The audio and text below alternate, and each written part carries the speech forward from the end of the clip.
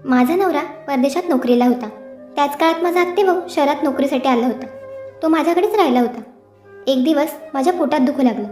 Check केल्यावर समजलं की मी 2 महिन्यांची गरोदर आहे. हे कसं शक्य होतं?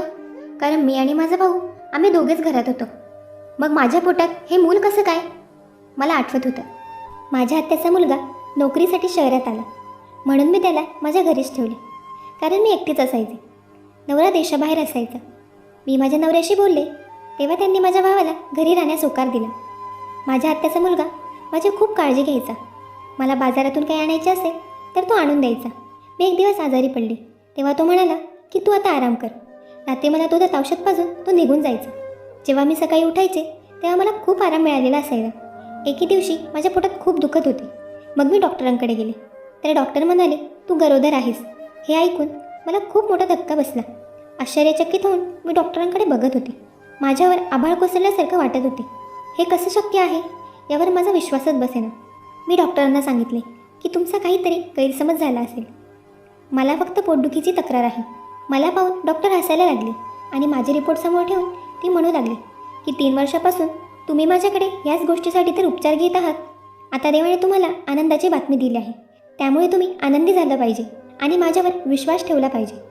माझा रिपोर्ट पाहून मला धक्काच बसला. मला माहीत नव्हते की असे भयानक वळण माझ्या आयुष्यात येईल. हे ऐकून मला चक्कर यायला लागली. माझ्या लग्नाला 4 वर्ष झाली होती. माझ्या नवऱ्याची नोकरी परदेशात होती. वर्षातून फक्त काही महिने तो देशात यायचा आणि त्या काळात मी आशावादी राहायचे की मला मूल होईल, जेणेकरून माझं मन बाळात रमेल. परंतु प्रत्येक वेळी मला निराशेला सामोरे जावे लागले. पण आता तो परदेशात होता, त्यामुळे मी डॉक्टरांना काहीच बोलले नाही. माझा रिपोर्ट घेतला आणि जड पावलांनी बाहेर आले. त्यावेळी माझ्या डोक्याने काम करणे पूर्णपणे बंद केले होते. हे कसे असू शकते? मी आणि आई? माझ्या घरापासून क्लिनिकचं अंतर फक्त 1 कॉलनी सोडून होतं. पण मला माझी पावले इतकी जड वाटत होती की जणू माझ्या खांद्यावर कोणीतरी खूप जड ओझं टाकलं आहे. घरात आम्ही दोघेच होतो. घरात दुसरे कोणी नव्हते. एक मी आणि दुसरा माझा आत्तेभाऊ राकेश. माझे मन पूर्णपणे विचार करून थकले होते. मी काय विचार करू? कसा विचार करू? राकेश माझा आत्तेभाऊ होता. कसे बसे चालत मी घराजवळ पोचले. घराचे गेट समोर पाहून माझी पावले तिथेच थांबली. मला असे वाटले की मी माझ्या निर्जीव अस्तित्वाला दवाखान्यातून प्रेतासारखे इथपर्यंत ओढले आहे. माझा घसा एवढा कोरडा पडला होता की मला श्वास घेतानाही गुदमरल्यासारखे वाटू लागले. मी दारावरची बेल वाजवली आणि राकेशने दार उघडले. मी घरात शिरले. माझ्याकडे पाहून तो हसला. घरात शिरताच तो म्हणू लागला, ताई तुला आज इतका वेळ लागला?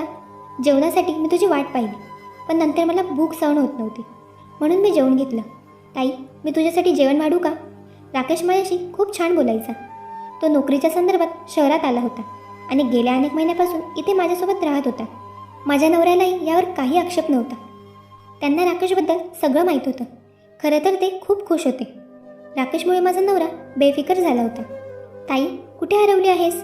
राकेशच्या बोलण्याने मी भानावर आले आणि मी म्हणाले, मला भूक नाही आहे. माझं डोकं खूप दुखते. मी माझ्या खोलीत जात आहे. राकेशला असं सांगून मी माझ्या खोलीत गेले. माझा रिपोर्ट ड्रॉवरमध्ये ठेवला आणि बेडवर बसले. माझे मन हरवले होते. राकेश हा खूप चांगला मुलगा होता. मी त्याच्याबद्दल असा विचारही करू शकत नव्हते. आम्ही लहानपणापासून एकमेकांना चांगलेच ओळखत होतो. ना मला माझ्या मानसिक आरोग्यावर शंका होती, ना मला राकेशच्या चरित्रावर संशय होता. पण जो रिपोर्ट माझ्या हातात होता त्यावरून माझ्या साऱ्या शंका राकेशवरच चालल्या होत्या. कारण माझ्या आणि राकेशशिवाय घरात तिसरी कोणीही व्यक्ती नव्हती ज्याच्यावर मी शक घेऊ शकेन. मी हातात डोकं धरून बसले. मला आठवू लागले की गेल्या अनेक दिवसापासून राकेश मला दुधासोबत औषध देतोय, जे घेतल्यानंतर मला गाढ झोप लागते आणि सकाळी उठल्यावर मला खूप फ्रेश वाटते. राकेश मला झोपेच्या गोळ्या देतो का? आणि मी झोपल्यानंतर माझ्यासोबत काहीतरी करतो. माझ्या डोळ्यातून अश्रू वाहू लागले. आता मी आतल्या आत घुसमटत होते. जवळची नाती इतकी विचित्र झाली आहेत की त्यांना वाचण्यासमोर काहीच दिसत नाही. मी त्याची बहीण आहे, मग तो माझ्याबद्दल असा विचार करू शकतो? त्याचे मन हा गुन्हा करण्यासाठी कसे मानले असेल? मी खूप रडत होते. माझ्या मनात काय चालले आहे याचा अंदाज कोणालाच नव्हता. माझी स्थिती असह्य होती. मला आठवू लागलं की तो लहानपणी माझ्या मांडीवर खेळायचा. त्याचे बोबडे बोलणे मला अजूनही आठवत होते. माझं लग्न होणार होतं तेव्हा तो नवीनच कॉलेजमध्ये जायला लागला होता. दीपकच्या नावाने तो मला खूप चिडवायचा. मला म्हणायचा, तू मोहिनीसारखी सुंदर आहे आणि तुझा होणारा नवरा एक रुबाबदार, धिप्पाड आणि अँग्री यंग मॅन आहे. तो तुला अजिबात शोभणार नाही. तुला माझ्यासारखा हुशार माणूस शोभेल. तो नेहमी दीपकच्या नावाने मला चिडवायचा, हसायचा आणि विनोद करायचा. मी त्याला नुसती खुन्नस देत असायची. माझं आणि त्याचं नातं खूप छान होतं. तो जेव्हा इथं आलेला तेव्हा रात्री उशिरापर्यंत माझ्याशी गप्पा मारत बसला होता.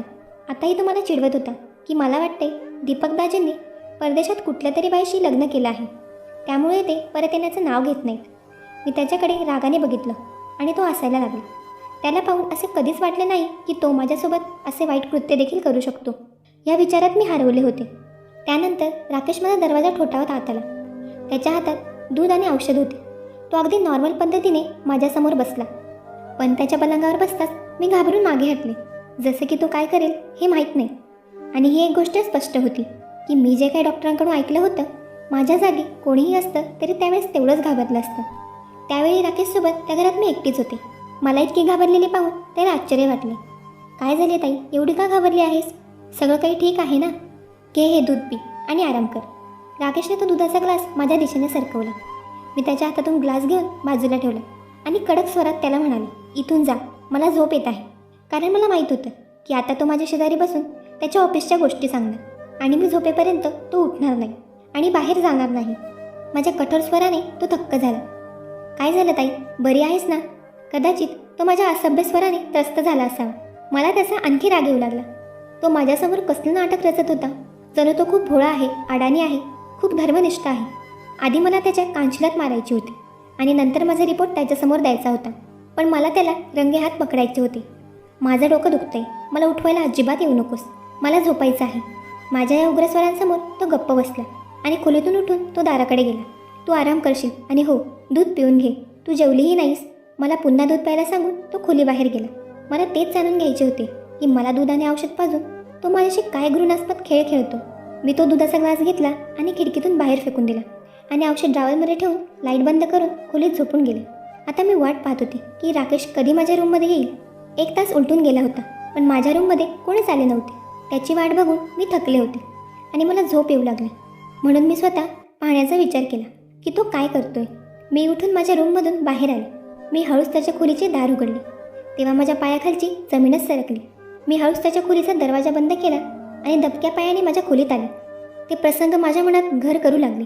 जेव्हा मला आत्याचा फोन आला होता आणि ती म्हणत होती की राकेशला शहरात नोकरी करायची आहे, पण तुला माहीत आहे की मी त्याला हॉस्टेलमध्ये राहू देऊ शकत नाही, कारण मुलं अनेक प्रकारचे असतात. माझा राकेश साधा आहे. चुकीच्या लोकांच्या जाळ्यात अडकून तो सिगारेट आणि इतर ड्रगच्या आहारी जाऊ नये, म्हणून तू त्याला तुझ्या घरी ठेवून घे, जेणेकरून आम्ही इकडे चिंतामुक्त राहू. तेव्हा मी खूप विश्वासाने आत्याच्या होला लावत चालेल असं म्हणाले. विचार करून करून माझं डोकं फुटायला करत होतं आणि राकेश त्यावेळी त्याच्या खोलीत बसून सिगारेट ओढत होता. त्याची पाठ माझ्याकडे होती, त्यामुळे मी त्याला सिगारेट पिताना बघते हे त्याला माहीत नव्हते. माझी आत्या हार्ट पेशंट आहे. राकेशने माझ्यासोबत काय केले हे जर तिला कळले असते तर कदाचित हे ऐकून ती मरण पावली असते. पण मला वाटले की मी सकाळीच राकेशला सांगेन की त्याने त्याच्या मुक्कामाची इतरत्र व्यवस्था करावी. मी त्याला आता माझ्या घरी ठेवू शकत नाही. मी माझ्या खोलीला कुलूप लावून झोपून गेले. सकाळी माझ्या रूमचा दरवाजा जोरजोरात ठोठावण्याचा आवाज आला. मी उठून दार उघडून समोर पाहिले तर राकेश माझ्याकडे खूप रागाने बघत होता. तू दार का लॉक केलं होतंस ताई? जेव्हा त्याने मला रागाने विचारले, माझ्याशी या पद्धतीने बोलणारा तो कोण होता? त्याला कदाचित त्रास होत असावा की मी त्याचा मार्ग रोखला होता. कदाचित त्याची इच्छा पूर्ण झाली नसल्यामुळे तो माझ्याशी असे बोलत होता. मी म्हणाले, तू आहेस कोण मला हे विचारणारा? माझा राग बघून तो शांत आवाजात बोलला, ताई, तुला रात्री बरे वाटत नव्हते. मला तुझी काळजी वाटत होती. मी कधीपासून दार ठोठावत आहे, पण जेव्हा तू उत्तर दिले नाहीस तेव्हा तू बेशुद्ध झाली असशील याची मला काळजी वाटू लागली. म्हणून मी दरवाजा उघडण्याचा प्रयत्न केला.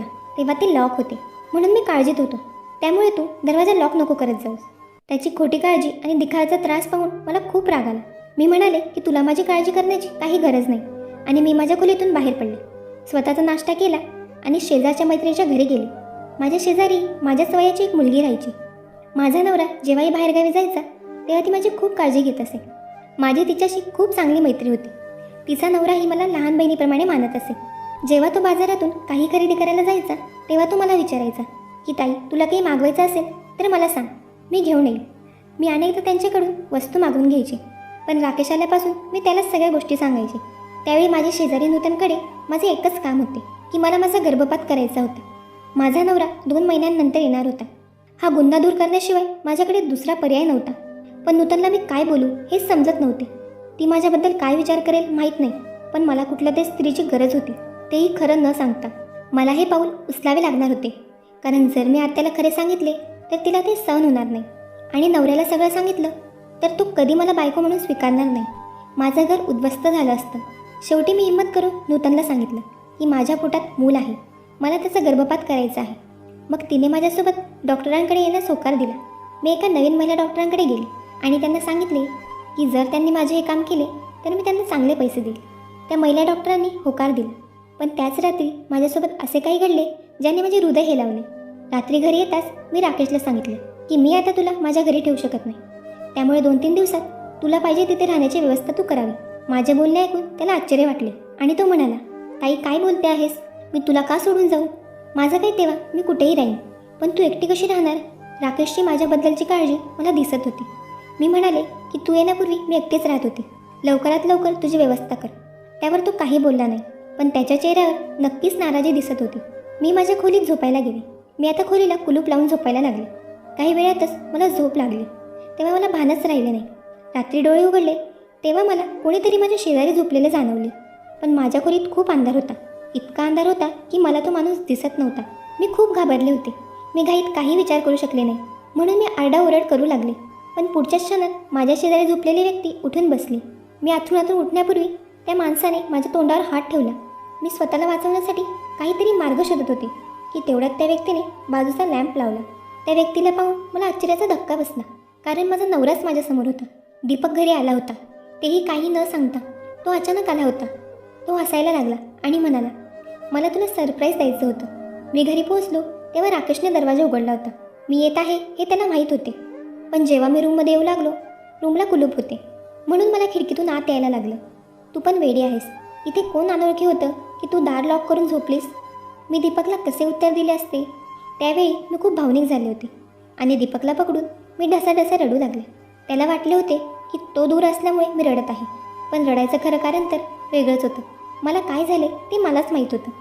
तो मला धीर देऊ लागला. सकाळी उठले तेव्हा दीपक अजूनही झोपलेलाच होता. मी खूप अस्वस्थ झाले होते. आज मला गर्भपात करण्यासाठी डॉक्टरकडे जायचे होते, पण दीपकच्या उपस्थितीत ते शक्य नव्हते. आता मला काळजी वाटू लागली होती की मी दीपकजवळ कोणते बहाणे करणार, प्रकरण कसे लपवणार. मी बाहेर हॉलमध्ये उदास बसले होते. तेवढ्यात मी राकेशला पाहिले. तो स्वयंपाकघरातून बाहेर आला. त्याने स्वतःसाठी नाश्ता बनवला होता. टेबलवर बसत बसत तो माझ्याकडे बघून हसला आणि म्हणाला, ताई तुला दाजींचे सरप्राईज कसे वाटले? मी त्याच्याकडे तिरस्काराने बघितले आणि म्हणाले, तू किती धीट आणि नाटकी माणूस आहेस. तुला लाज वाटत नाही का?